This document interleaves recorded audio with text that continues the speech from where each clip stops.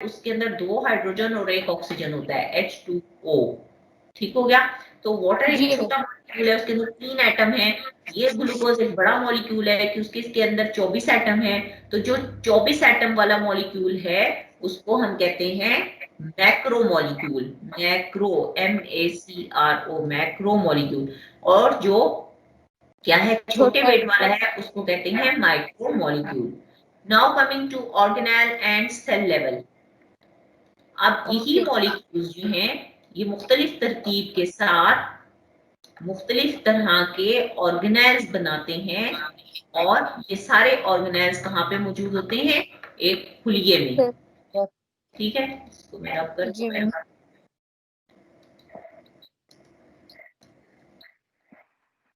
तो खुलिया जो है उसके अंदर ये सारे ऑर्गेनेल्स मौजूद होते हैं। अब हम ऑर्गेनेल लेवल पर मैं आती हूँ और मैं आपको दिखा, ये देखें ये मॉलिक्यूल्स हैं। ये आपके जो जिंदा जितनी भी चीजें हैं उनके अंदर ये देखें ये एटम्स, एमाइनो। हाँ किस तरह से ये देखिए ये एटम्स जो हैं ये एटम्स हैं, ये सर्कल ये एटम्स बना रहे हैं मॉलिक्यूल्स। और ये मॉलिक्यूल्स बना रहे हैं, ये एटम्स हैं, ये मॉलिक्यूल्स बना रहे हैं। मॉलिक्यूल्स जो हैं ये मैक्रो मॉलिक्यूल्स, बड़े बड़े मॉलिक्यूल्स इकट्ठे होके ये प्रोटीन्स बना रहे हैं। ये देखो ये एक मॉलिक्यूल है, प्रोटीन मॉलिक्यूल। ये देखिए इसको अगर आप मॉलिक्यूलर लेवल, ये एक प्रोटीन मॉलिक्यूल है। ठीक है, ये प्रोटीन है, सॉरी एक पूरी प्रोटीन है। और आपको पता है आपका जितने भी जिंदा जानवर होते हैं उनकी बॉडीज क्या होती हैं? मुख्तलिफ तरह की प्रोटीन्स होती हैं। हम अपने आप को ही देख लें, हमारे नेल्स क्या हैं? कैरेटिन प्रोटीन है। ठीक है, हमारे बालों में कौन सी प्रोटीन है? कैरेटिन प्रोटीन से बने हुए हैं हमारे सारे बॉडी पार्ट्स। इसी तरह हमारी जो स्किन है वो भी एक प्रोटीन है। ठीक है, जो जितने मसल्स हैं वो प्रोटीन है, खास तरह की प्रोटीन, एक्टिन, मायोसिन। इसी तरह से ये कैरेटिन प्रोटीन है। और आपकी हड्डियों के अंदर दो तरह की हैं।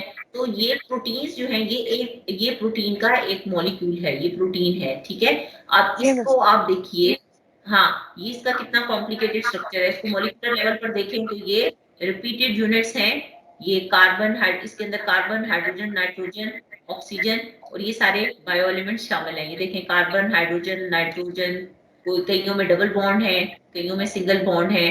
ठीक है, और इसकी ये हेलिकल ये इस तरह से ट्विस्टेड है, ये स्ट्रेट नहीं है। इनकी अरेंजमेंट देखें, कुछ मॉलिक्यूल्स इस तरह से हैं, कुछ मॉलिक्यूल्स में बायो एलिमेंट्स इस तरह से अरेंज हैं, कईयों में इस तरह ज़िगज़ैग अरेंज हैं। हर प्रोटीन का स्ट्रक्चर दूसरी से मुख्तलिफ है क्योंकि उसमें मॉलिक्यूल्स जो हैं वो खास तरतीब में मौजूद हैं। अब ये अमाइनो एसिड्स बनाते हैं। ये मॉलिक्यूल्स क्या बनाते हैं? Amino acids. और अमाइनो एसिड एक दूसरे के साथ पॉलीपेप्टाइड बॉन्ड से जुड़ते हैं और ये क्या बनाते हैं? प्रोटीन के बड़े बड़े मॉलिक्यूल्स। ठीक है, और इसमें आप देखें हर प्रोटीन मॉलिक्यूल दूसरे से मुख्तलिफ होता है according to the arrangement of the bio elements in it. ये एक बायो एलिमेंट है, मतलब ये देखिए ये कार्बन लगा हुआ होगा, 6 कार्बन लगे हुए हैं, 1 2 3 4 5 6। फिर उसके आ गया ऑक्सीजन के एटम लगे हुए हैं, 6 ऑक्सीजन के एटम लगे हुए हैं, फिर 6 कार्बन के आगे। इस तरीके से मुख्तलिफ हर जो प्रोटीन मॉलिक्यूल है उसके अंदर ये एटम्स जो हैं वो खास तरतीब के साथ जुड़े हुए होते हैं। और आप यकीन करें कि अगर एक एटम भी किसी की तरतीब गलत हो जाए किसी प्रोटीन मॉलिक्यूल में तो वो प्रोटीन मॉलिक्यूल जो है उसके अंदर म्यूटेशन हो जाएगी। और वो प्रोटीन मॉलिक्यूल जो है अगर उसमें एक भी एटम एक जगह से दूसरी जगह इधर से उधर हो गया या गायब हो गया या डिसइंटीग्रेट हो गया तो उसके इतने खौफनाक और होलनाक नताइज आपको बहुत सारी जिल्द की बीमारियां, आपने बहुत सारे ऐसे मरीज देखे होंगे जिनको अजीब अजीब तरह की उनकी जिल्द के ऊपर बीमारियां पैदा हो जाती हैं। वो इस वजह से कि उनकी ये प्रोटीन है जो ये बना रही हैं ये सारे स्ट्रक्चर्स, उनमें कहीं ना कहीं पर कहीं कोई ऐसी तब्दीली रूनुमा हो जाती है, उनका कोई यहाँ पर कोई सीक्वेंस इधर से उधर हो जाता है और जिसकी वजह कोई रेडिएशन हो सकती है।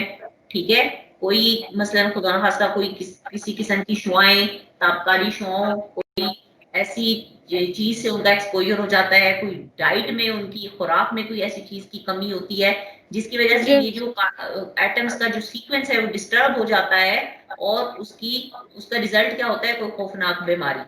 तो इस वजह से ये अल्लाह ताला का देखिए कुदरत देखें कि किस तरह से ये सारे जो एलिमेंट्स हैं, ये एटम्स जो हैं, ये सारे कितने एक खास तरतीब के साथ ये एक दूसरे के साथ जुड़ते हैं और एक प्रोटीन मॉलिक्यूल बनाते हैं। और ये प्रोटीन मॉलिक्यूल जब अगर सही हालत में है तो ये हमारी सही जिल्द और सही बाल और सही नाखून और सही हमारे जिस्म के सारे जो अज़ा हैं वो सही तरीके से बनाएगी। ठीक है, आपके जितने भी दिल है, गुर्दे हैं, ये सब भी क्या है, प्रोटीन से बने हुए हैं। मुख्तलिफ तरह की प्रोटीन जो हैं वो इन ऑर्गन्स को बनाते हैं।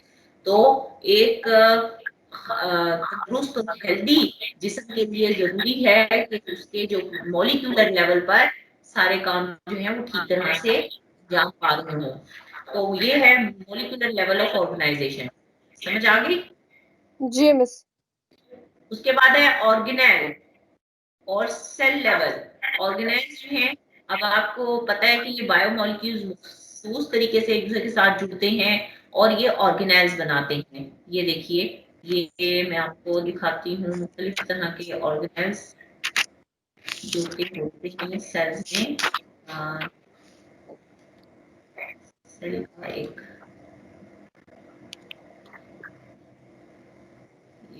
ऑर्गन्स। चलें सेल की यहाँ पर, ये एक सेल की पिक्चर है। ठीक है, ये सेल है और सेल के अंदर ये न्यूक्लियस है। ठीक है, ये इसकी बुनियादी साख्त है। न्यूक्लियस होता है सेंटर में और इसकी आउटर मोस्ट बाउंड्री क्या है, ये वाली प्लाज्मा मेम्ब्रेन है। ये सेंटर में न्यूक्लियस है और यहाँ पर ये जो स्पेस है प्लाज्मा मेम्ब्रेन, जो सेल मेम्ब्रेन और न्यूक्लियस के बीच में ये वाली जो स्पेस है सारी, ये क्या है, साइटोप्लाज्म है। ठीक है, और इसके अंदर होते हैं मुख्तलिफ तरह के ऑर्गेनेल्स।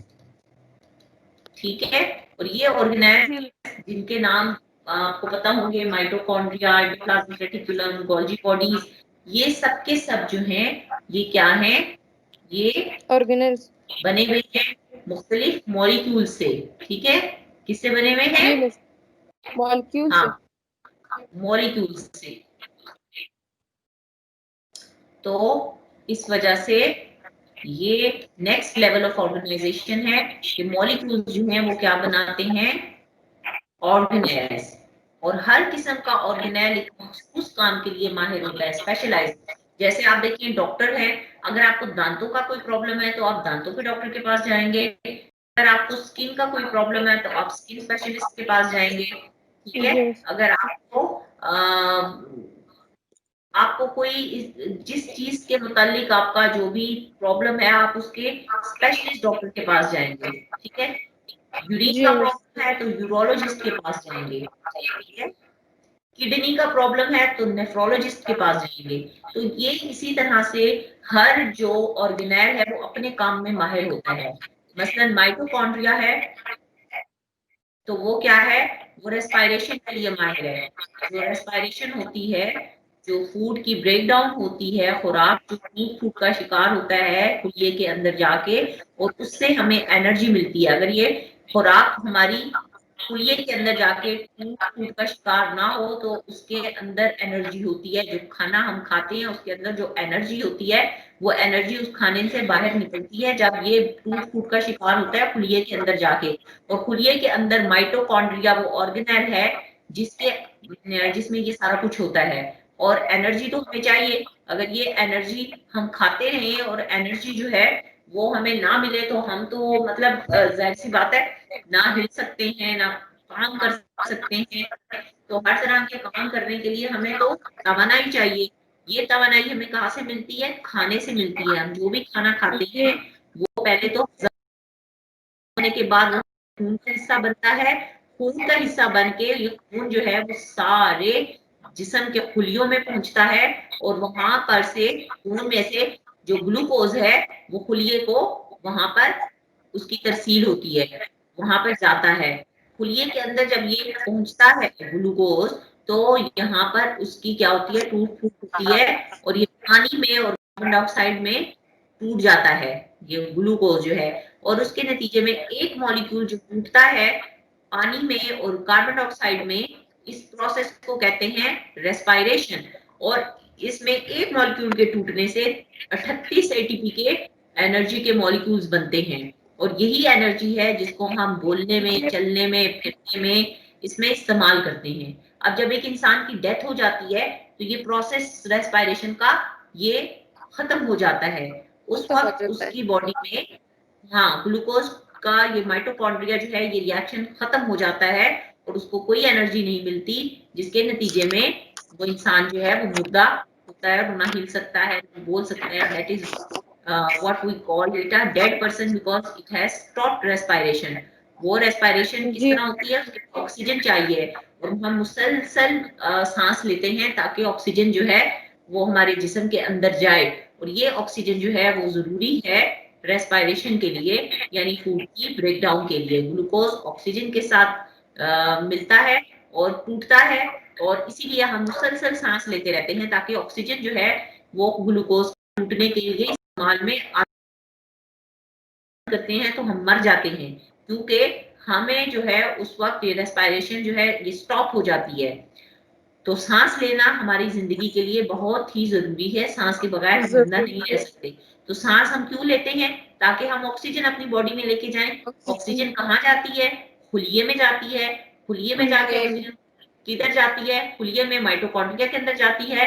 वहां जाके ऑक्सीजन क्या करती है, वो ग्लूकोज को तोड़ती है। ग्लूकोज क्यों टूटता है, ताकि एनर्जी मिले।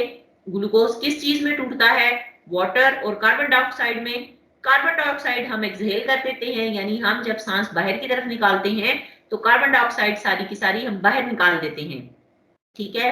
और वाटर जो है वो वेपर की शक्ल में होता है, वो भी हम बाहर निकाल देते हैं, ठीक है। मसलन आप किसी ग्लास के ऊपर सांस लेके देखें, आपको वो पानी के वो जो नमी है वो महसूस होगी, वैसे तो नहीं होती। ग्लास के ऊपर किसी के सांस लेंगे तो आपको वो नमी पता चलेगी। वो कहाँ से आती है, वो जो हमारा बॉडी में रेस्पायरेशन हुई है और उसके नतीजे में पानी और कार्बन डाइऑक्साइड गैस बने हैं। तो ये हर जिंदगी की शर्त है। ये रेस्पायरेशन जो है, अगर आप जिंदा हैं तो रेस्पायरेशन हो रहा है। जब रेस्पायरेशन स्टॉप होती है तो डेथ हो जाती है, मतलब death is stoppage of respiration, cellular respiration. तो कहने का मतलब ये है कि हर ऑर्गेनेल कितना ज्यादा अहमियत रखता है। हेलो बेटा, आप हैं हमारे साथ? मरियम, आप हैं क्लास में? कनेक्शन का प्रॉब्लम हो गया। ठीक है, ये मरियम है हमारे साथ, और दूसरी बच्ची कौन है? 90 किसकी आईडी है